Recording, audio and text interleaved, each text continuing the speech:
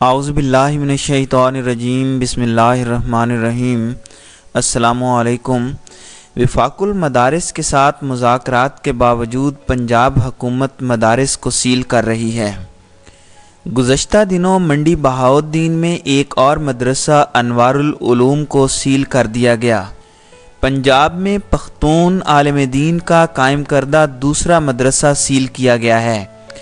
حکومتی اقدامات کے خلاف وفاق المدارس کے مقامی مسئولین نے ضلع کے تمام علماء کرام کو مدعو کر کے احتجاج کیا ہے، جبکہ وفاق المدارس العربیہ پاکستان نے بھی احتجاجی تحریک کا عندیہ دے دیا ہے۔ واضح رہے کہ تمام مسالک کے دینی مدارس کے مشترکہ پلیٹ فارم اتحاد تنظیمات مدارس پاکستان کے رہنماؤں متعلقہ سرکاری افسران اور وزراء کے درمیان مذاکرات میں مدارس کے حوالے سے معاملات طے کیے جا رہے ہیں، جس کے لیے باقاعدہ ٹاسک فورس بھی بنائی گئی ہے۔ حکومت اور مدارس کے مابین ہونے والی بات چیت میں دینی مدارس کی رجسٹریشن، آڈٹ اور دیگر معاملات طے کیے جا رہے ہیں۔ اسی دوران پنجاب حکومت کی جانب سے مدارس منتظمین اور علماء کرام کے درمیان معاملات بگاڑنے کی کوشش شروع کر دی گئی ہے۔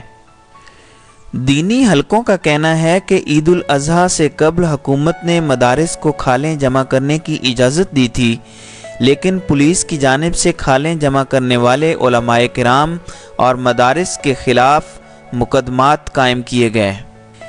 ایسے اقدامات سے علماء اور حکومت کے درمیان دوریاں بڑھ رہی ہیں۔ گزشتہ روز پنجاب کے ضلع منڈی بہاؤالدین میں واقع مدرسہ انوار العلوم کو سیل کر دیا گیا۔ حکومت کا کہنا ہے کہ مدرسہ منتظمین نے NOC کے بغیر مدرسہ قائم کیا ہے، لہٰذا پہلے NOC لے کر آئیں۔